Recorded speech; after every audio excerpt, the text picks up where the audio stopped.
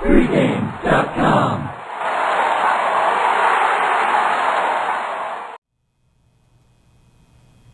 Look up the word disappointment in Webster's and you're going to see a picture of a 25-man roster out of Orange County, California, that being the LA Angels of Anaheim, who have highly disappointed after opening up the pocketbooks and spending a ton of money this year. And we're talking Saturday night interleague baseball as the Angels travel to San Diego. It's a battle in Petco between the Halos and the Padres.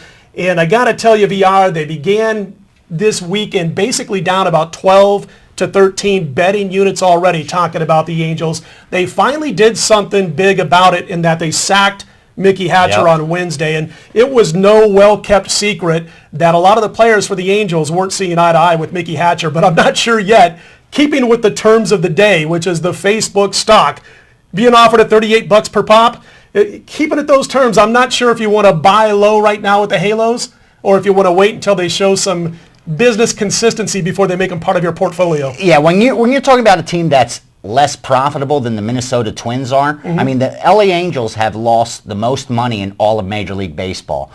This is not a team I want to jump on yet for one reason only, and that's what you said at the start, that coming into the season they were so highly hyped. In fact, that's one of the reasons I went ahead and I took Texas once again to repeat, because you were able to get a good price because of all the acquisitions the Angels got. So I don't think the betting market is where this team's offering value, even though they are the least profitable team in all of baseball, because of the names they have. You know, Weaver pitching, Pujols batting. Even though we know Pujols is having a bad season, everyone's waiting for him to break out of it. Everyone's waiting for this team to go on a run. And when that's the case, I just don't think there's enough value to start backing them just yet. I was going to ask if you thought you were going to wait for some consistency. I know day one, Mickey Hatcher's not on the bench. They scored 7 runs. They hit double digits as far as their hit total was concerned on Wednesday night. We're talking about this game late Thursday afternoon, and they're involved in a game with the White Sox, and at last check, they were down 4-1, like in the 6th inning. So again, not putting up runs. But, I like Scioscia for the most part. But he micromanages. That's what I was just going to say. Guys go to the park and don't know if they're going to start. Exactly. When you're making $10 million a year and you go to the ballpark and you're driving there and you don't know whether you're playing that night, to me, that's ridiculous. Yeah, I played catcher when I played baseball, and I really liked watching Mike Scioscia and the late, great Thurman Munson. But you're right, and we talked about it, I think, early on this season. After something like 12 or 13 games, the Angels had already had 9 different starting lineups. He platoons guys too much. Borges, Trumbo, Trout, you're talking about speedsters both in the field, and of course, when they hit at the plate, they can beat out a lot of infield slow hit balls and turn them into singles. Now, we've seen Trumbo go crazy, but he started the season, the first several games in the minors, which blew me away. Scioscia tried to say it was due to a nagging injury, but he's cleaning up over the past 8 or 9 games as we talk about this contest. And again, get Borges in there, get Trout in there, get Trumbo, get your young guns. And what is wrong, VR, with moving Pujols down the lineup a bit? Does he have to bat 3 while he's hitting 200? No, and hitting 1 or 2 home runs in a month? I agree, especially when you got Trumbo, like you said. He leads the team in OPS, leads the team in home runs. I mean, I think they're not doing that to Pujols because they don't want to mess with his psyche. In other words, we know you're a stud. You're going to break through it. You just work it out, and eventually you're going to get hot. I don't think they want to start demoting him and start getting all that pressure. More pressure is going to be on him to work his way back up the lineup. But again, getting back to Scioscia, micromanages too much. Baseball, you play 160 games, 162 games. You can't go ahead and do things like that. He won a World Series because of that. It's going to buy him some time. But the pressure's mounting because, like you said at the start, they put up a lot of money. Now, looking at this team, one thing going into this game, they're probably going to be a favorite with Herron on the mound. You don't want to back this team on the road, and you definitely don't want to lay money with them. They're 6-12 on the road this year. They win 33% of their games. If you're winning 33% of your games, not something I want to be laying money with. Flip side, San Diego Padres, another team. I'm going to disagree with you for 1 second. Go ahead, give it to me.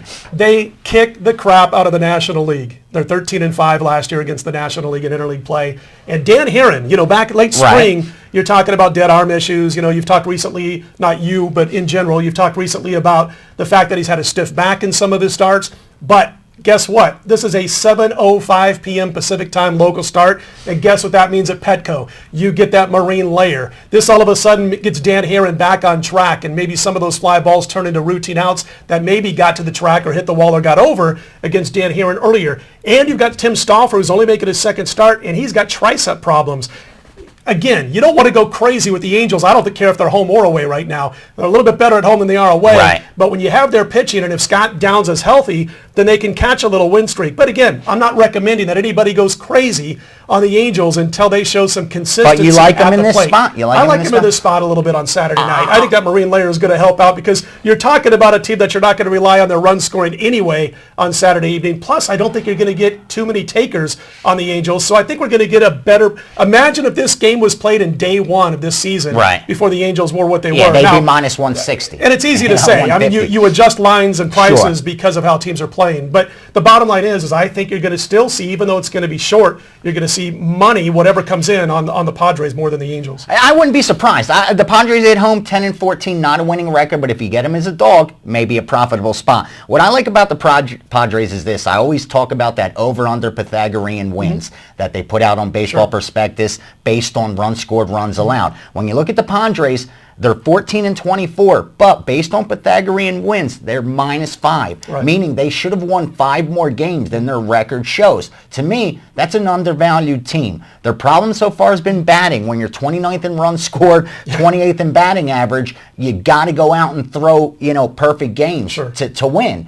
But I think if they could get some runs, this team's capable of getting some wins. The only problem is they're already 10.5 out in the West, and you start to lose motivation when you look at the standings and you're that far out. I'll wrap it up by saying this. We did a show, or I did with Brian Leonard, I'm going to say 8 to 10 games into the season, and I spoke about watching the Padres and the Dodgers battle it out right out of the gate to start the season, and San Diego had some bad luck losses, so I agree with that Pythagorean theorem that they should be a little bit better than they are in the records. But I'm going to go with the team with the better talent, and that is no doubt the Angels. Yeah. VR is going to go with the Padres on this one. That's Saturday night, 10:05 Eastern, 7:05 Pacific. He's Vegas Runner. I'm Scott Spreitzer. Don't forget to check right back here on Sunday. More interleague baseball action.